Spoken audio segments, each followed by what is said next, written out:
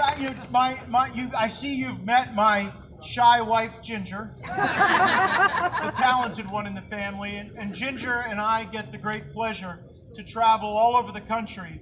And at times people say, well, what can I do? I see America drifting away from her mission and her promise. I see our leaders embracing ideologies that are contrary to the founding principles of the greatest nation that's ever existed. I see our culture and our family being turned upside down in ways that are almost unspeakable in polite company. And the way to get back is courage. Yep. Oftentimes in Washington, it's not the presentation of a thoughtful argument that wins the day. We got plenty of smart folks, and we got plenty of think tanks, and we got plenty of ration and reason. But what we lack is the moral will, the stiff spine, the understanding that if we do not stand and fight now for our borders, for our dollar, for our language, for our culture, for our safety, and for our prosperity, there might not be a future day for us to be able to engage in that battle. There are so many people who wish that they had the opportunity that you have to make an oversized impact in that fight.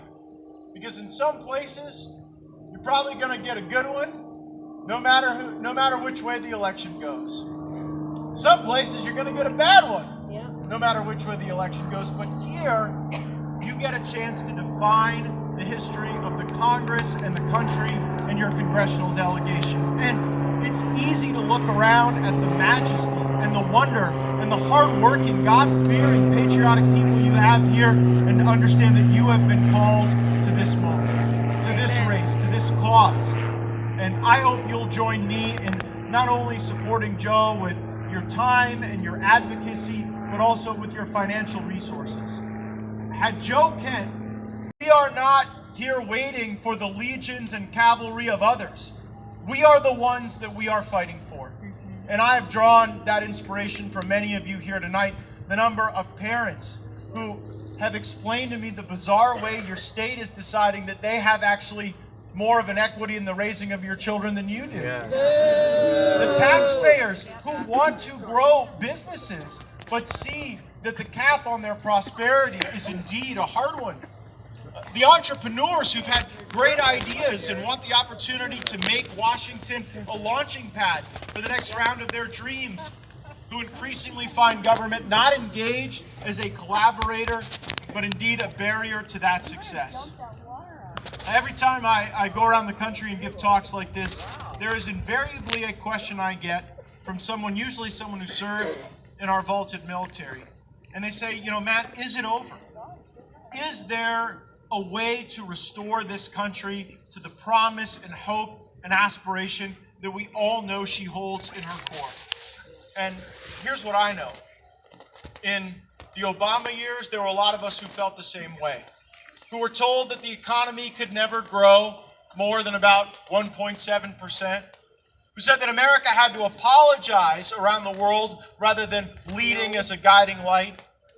And I saw how fast we turned it around. I saw how an energetic executive committed to all of us, to we the people, could indeed turn the tides against the corrupt features of Washington, D.C. Gaetz-Kent is the next great figure in the legacy of the America First movement, and you have a unique opportunity to be part of that. And maybe, just maybe, the beauty and energy and pristineness of this place can help us unsoil the swamps of Washington. I wish I could tell you that that wasn't such a corrupt and bad place. But really, in a lot of ways, freshman orientation, when new lawmakers arrive, can serve us as the most corrupt time period, because they give you the best steak you've ever had in your life. They give you the finest wine. Yeah, I had a pretty good one the other day. The finest wine, and they tell you this, that if you'll just give your vote card to the leadership and your calendar to the lobby corps, that life will be just fine for you, that you'll get reelected, that you'll have a nice path to leadership, and all it will cost you is your soul and your participation in American demise. But we patriots are called to something better. And so I try to live as an example of a different path where you don't have to do those things to make an impact and to be a strong voice. Sometimes that means taking on the grifter generals and the corrupt bureaucrats. Sometimes it means asking the tough questions to people like John Durham and General Milley and Lloyd Austin and Robert Mueller when they try to destabilize our institutions. But I do those things with a solemn covenant and an oath to all of you. I am the only Republican in the entire United States Congress who does not accept a single donation from any lobbyists or political action committees or special interests. Their money is no good with me. I work for you, not them. Okay. And that's why your financial donations to support my efforts nationally, to support Joe's efforts here are so important. And so if there's any way you can dig a little deeper, can give a little more, can make your contribution the most meaningful contribution it can make, I promise you this, you will not regret it, because this is the fight of our lives. We do not want to wake up one day when we lose the global reserve currency, when we lose our borders and our language and our faith. Please welcome the next great congressman from Washington's 3rd Congressional District, my good friend and the great patriot, Joe Kent.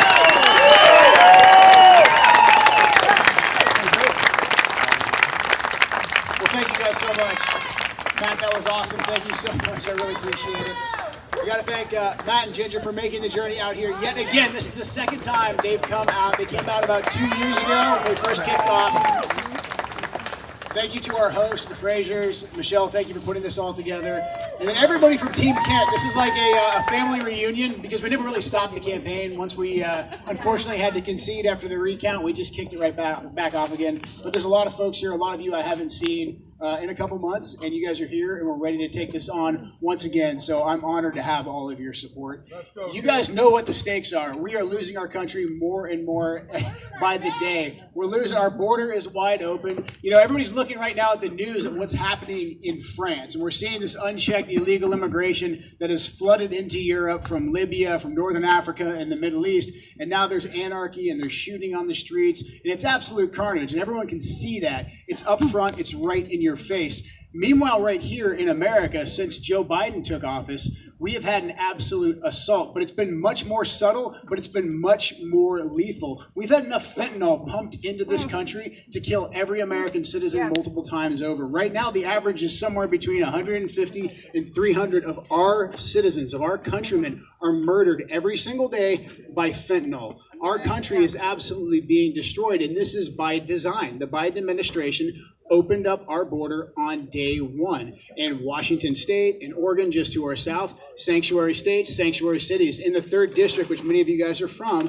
we have Portland to our south, and we have Seattle to our north. I-5 running right through the beating heart of that. All that fentanyl, all that crime is going right into our backyards. It's going into our schools. Just a couple days ago, we had a few teenagers that overdosed on fentanyl that was in a vape pen. This stuff is absolutely everywhere. So there's a different kind of warfare that's being waged against free citizens right now. I spent 20 plus years fighting these wars overseas, and I can tell you right now, the wars have come right back here, and our way of life is absolutely being destroyed. I think it's very important for us to gather at events like this and be amongst fellow patriots, because especially if you're in a state like Washington, many times it can feel like the whole world's against us, like, you know, what the state legislature is doing, then what Washington, D.C. is doing. But here's the deal. If the situation was hopeless, their propaganda would be absolutely unnecessary. They would have already won, right? But they are pouring it on so thick because they see so many of us are waking up. Now, the Democrats, my Democrat opponent, Marie Gutierrez, they have this thing called official narrative. They just like to repeat the same words over and over again. You're seeing Biden do it with the Biden economics. He's talking about how great the economy is, talking about how secure the border is. Well, my Democrat opponent, her official narrative tells you that, hey, the border is absolutely secure. Our streets are safe. You can send your kids out to play, that she's just a regular moderate. There's nothing happening in the schools. Never mind that Washington State just made it legal for the state to kidnap your child and take your child away from you. Absolute insanity. And what I like to point out is, number one, this is all just a narrative that's being used to demoralize us. I have a lot of pattern recognition from my time in the military. When I first enlisted in the Army, I was 18. I wanted to go serve my country, set my sights high, serve in the Ranger Regiment, and then served in Special Forces. I had the honor of deploying to combat for 11 combat deployments. It was the most formidable experience of my life. But the first time I set foot in a combat zone was actually about 20 years ago. It was in Iraq, right around this time. And at the time, we were told that, hey, we need to go into Iraq because Saddam Hussein has weapons of mass destruction. He has ties to Al-Qaeda. If we don't fight him over there, we're going to have to fight them over here. And the American people were behind that. I was behind that. I put my life on the line. But when I got there and I got into combat and I actually started fighting the wars and getting ground truth, I realized that what I was experiencing, ground truth, was completely different. It was 180 out from what our ruling class in Washington, D.C. was telling us. A short example of this was my Special Forces team was tasked with demobilizing the anti-Saddam militias and turning them into this new great Iraqi army that was going to support democracy, and it was going to be this great Arab awakening. So we got told, hey, demobilize these militias, but here's a caveat from Washington, D.C. You can't use anybody from the old regime. You can't use anybody who was part of Saddam's apparatus. Well, under Saddam Hussein, you didn't really get a choice as to which party you registered under, so this pretty much made anyone who had any kind of competent skills in the military or even just running the city, running the sewage and the power, it made them ineligible for government service. And we on the ground said, hey, that's a terrible idea. That's going to create an insurgency overnight. But our ground truth fell on deaf ears. And we had an opportunity to meet Ashley Babbitt's mom, and she's out there every single night fighting for those defendants and fighting for her daughter every single day. And there are Antifa, like antagonists, that go in your face. And a gentleman and I almost got into it, but I was fine. He thought he needed to protect me, but I was good. I got this. So anyway, Megan, one of my days, got punched in. So I need all people to cancel.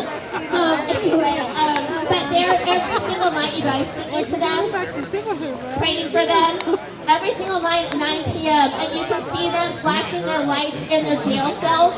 You can see their lights in the prison as they flash their lights, you guys. It's been 2.5 years?